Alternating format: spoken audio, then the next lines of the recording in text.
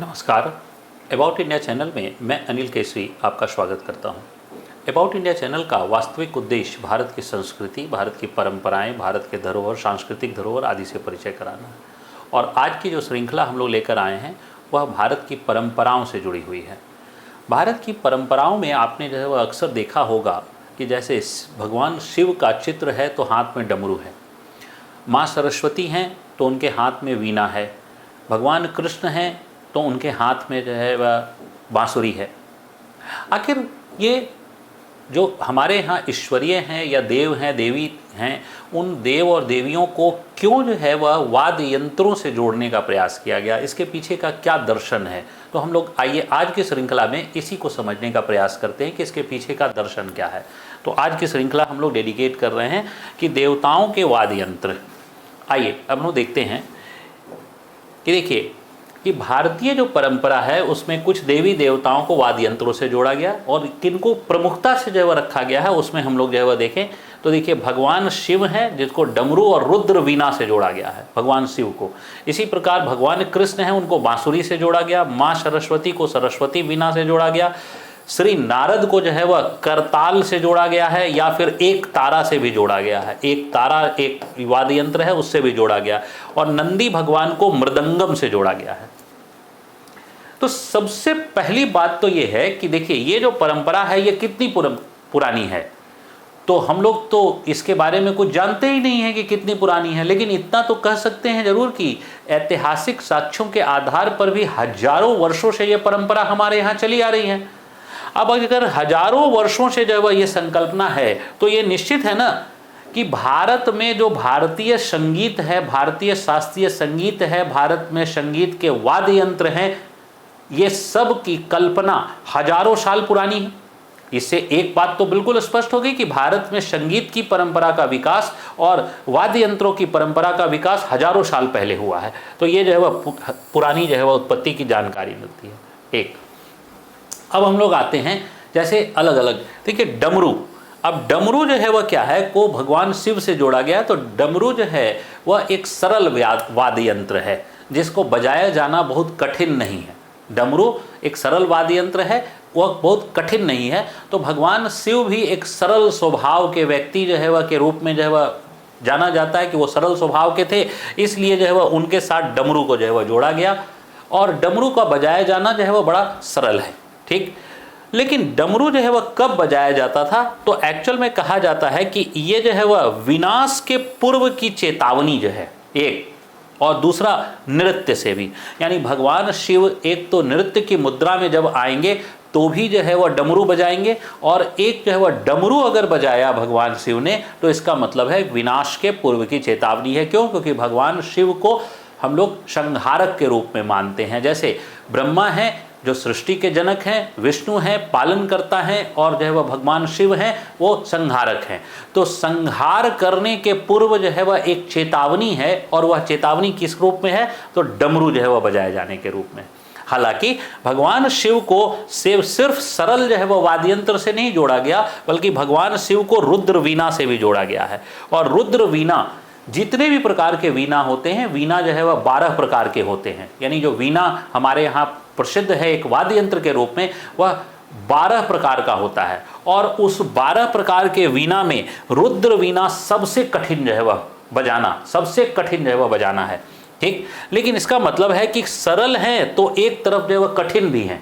यानी शिव जो है वो दो एक्सट्रीम जो है वह पोल को बता रहे हैं, एक सरल स्वभाव को भी बता रहे हैं, एक कठिन स्वभाव को भी बता रहे हैं। डमरू जो है वह सरलता को और रुद्र वीणा सबसे कठिनता को जो है वह बता रहा है।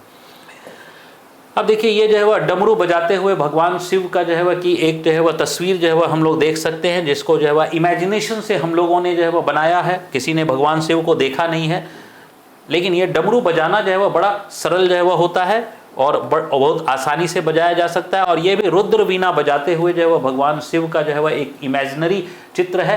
तो ये जो है वह है। इसके बाद रुद्र वीणा जो वर्तमान समय में जो है वह जो प्रचलित है हमारे जो है संगीत जो है वह के अंदर, तो ये रुद्र वीणा है। और रुद्र वीणा और सरस्वती वीणा में अंतर है, अभी थोड़ा जो है वह आप लोग जो है वह समझिएगा भी। तो रुद्र वीणा में ये देखिए दोनों तरफ जो है जो इसका ये जो हम लोग गुंबद नुमा जो है, जिससे दरअसल ध्वनि उत्पन्न करने के लिए जो है वह हम लोग बनाए हुए हैं, तो ये जो है वह इसमें इसके जो है साइज अलग अलग होते हैं। हम लोग देख लें, जैसे ये देखिए, ये जो है वह सरस्वती वीणा, और सरस्वती वीणा में देखिए क्या है इसका, और ये अलग है। जबकि जो है वह हम लोग बात करें रुद्र वीणा में, तो ये दोनों अलग है। इसका मतलब है वीणा भी जो है वह अलग अलग होते हैं, और एक्चुअल में 12 प्रकार के, यानी सरस्वती वीणा, रुद्र वीणा, चित्र वीणा, विचित्र वीणा, इस प्रकार से जो है वह पूरा 12 जो है वह प्रकार के वीणा जो है वह पाए जाते हैं। अब हम लोग आते हैं भगवान कृष्ण के बारे में। भगवान कृष्ण को जोड़ा गया बांसुरी से। अब बांसुरी जो है वह क्या है, बांस की एक लकड़ी, यानी ऐसा बांस बिल्कुल ही जो बीच अंदर से होल हो और उसमें होल बजाकर जो है वह होल, उसमें एक और होल कर दिया जाए तो उससे जो है वह बांसुरी बजाया जा सकता है। तो ये जो है वह क्या है, ऐसा जो है वह उपलब्धता भी सरलता से है और सरल जीवन की ओर बता रहा है। यानी बांसुरी भी जो है वह क्या है, तो एक सरल ज्ञान की ओर प्रतीक जो है वह करता है। सरल ज्ञान, बहुत सरल ज्ञान से बांसुरी जो है का उत्पादन किया जा सकता है, बांसुरी को बनाया जा सकता है, बांसुरी को बजाया जा सकता है। ठीक है, और ये एक्चुअल में जो है वह श्रृंगार भाव से जुड़ा हुआ है। यानी कहा जाता है कि श्रृंगार भाव जिसे हम प्रेम का भाव कहते हैं, और यहाँ प्रेम का संदर्भ जो है वह सिर्फ वासना से नहीं है, प्रेम का संदर्भ जो है वह सभी जो है वह मानव समुदाय, सभी जीव समुदाय, सबके प्रेम से है। यानी भगवान है, भगवान कृष्ण है, तो सभी जो है वो मानव और सभी जीवों के साथ जो है वो उनका प्रेम भाव होगा, तो उस प्रेम से है। और उस प्रेम के लिए जो है वह सभी जीवों के लिए तो मान्यताएं हैं, ऐसी कहानियां हमारे समाज में प्रचलित है कि भगवान जो है वह कृष्ण जब बांसुरी बजाते थे तो सिर्फ जो है वह गोपियां ही नृत्य नहीं करती थी, बल्कि जितने जीव वगैरह थे वो सब जीव जो है वह भगवान कृष्ण के जो है वह बांसुरी को सुनने के लिए बैठ जाते थे। भोजन करना, जितने ग्वाले थे वो ग्वाले जो है वो जो है वह सब अपने कार्य को छोड़कर जो है वह भगवान की बांसुरी सुनते थे। और इस प्रकार का डिपिक्शन किया गया है कि जितने भी आसपास के जो है वह जानवर होते थे, सारे जानवर जो है वह भगवान कृष्ण के बांसुरी को सुनते थे। यानी कि वह श्रृंगार था, यानी प्रेम था, एक ईश्वर का जीव के प्रति, संपूर्ण जीव समुदाय के प्रति जो है वह प्रेम, उसको जो है वह यहाँ दर्शाने का प्रयास किया गया है। अब हम लोग बात करते हैं माँ सरस्वती। माँ सरस्वती को जोड़ा गया किससे, तो वीणा। अब देखिए वीणा जो है, आप अगर वाद्य यंत्र जो है वह देखिए, हमने बताया डमरू है या बांसुरी है, एक सरल ज्ञान को बता रहा है। वहीं वीणा जो है का निर्माण करना, यानी वीणा को बनाना और वीणा को बजाना, ये दोनों जो है वह क्या है, ज्ञान को बता रहा है। और सरस्वती जो है वह किसकी देवी हैं, ज्ञान की देवी हैं। तो ज्ञान के साथ संबंध जोड़ा गया है, इसीलिए दरअसल माँ सरस्वती के साथ वीणा को जोड़ा गया। और जो वीणा है उसका निर्माण और बजाना दोनों जो है वह ज्ञान की शक्ति का प्रदर्शन है। तो क्यों न किसी अन्य जो है वह देवी देवता के साथ जोड़ दिया गया।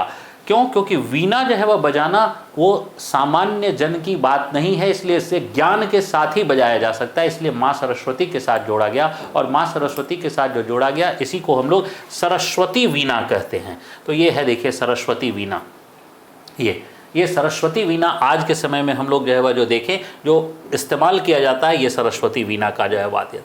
अब हम लोग बात करते हैं कि श्री नारद के बारे में जो है वह कई जो है वह कथाएं चर्चित है कि भगवान जो देवता लोग थे, देवताओं के बीच जो है वह सूचना का आदान प्रदान करने में जो है वह नारद मुनि जो है वह सबसे अधिक प्रसिद्ध जो है वह जाने जाते हैं। लेकिन नारद जो है वह स्वयं किसके भक्त हैं, तो नारद जो है वह भक्त हैं किसके, विष्णु भक्त के रूप में। और विष्णु भक्त के रूप में, और इनके साथ जो है वह वाद्य यंत्र क्या जुड़ा हुआ है, तो करताल और एक तारा, करताल और एक तारा। अब करताल जो वाद्य यंत्र है, देखिए यहाँ करताल है, वाद्य यंत्र है, ठीक। तो करताल वाद्य यंत्र का इस्तेमाल कहाँ होता है, तो आज जो है वह अगर करताल वाद्य यंत्र की बात करें हम, तो इसका इस्तेमाल जो है वह हम लोग जो करते हैं वो भजन कीर्तन में करते हैं। जो करताल वाद्य यंत्र है इसका इस्तेमाल हम लोग भजन कीर्तन में करते हैं। यानी जब भी भजन कीर्तन सामूहिक रूप से कहीं भी आयोजन किया जाएगा तो करताल जो है वह जरूर बजाए जाते हैं, ठीक। और ये करताल जो है वह पूरे के पूरे भारत में प्रसिद्ध हैं। जब भी भजन कीर्तन होंगे करताल, तो नारद जो है वह किसके जो है वह भक्त हैं? विष्णु भक्त के रूप में। तो नारद मुनि स्वयं भजन कीर्तन जो है वह करते हैं। जब भी वो बोलते हैं नारायण नारायण, तो वो जो है वह क्या करते हैं? करताल बजाते हैं, यानी भगवान की आराधना भी कर रहे हैं और साथ साथ करताल बजा रहे हैं। तो इसलिए जो है वह हम भजन कीर्तन में करताल का इस्तेमाल जो है वह करते हैं। इसी प्रकार जो है वह भगवान नंदी को जो है वह जोड़ा गया है किससे? मृदंगम से।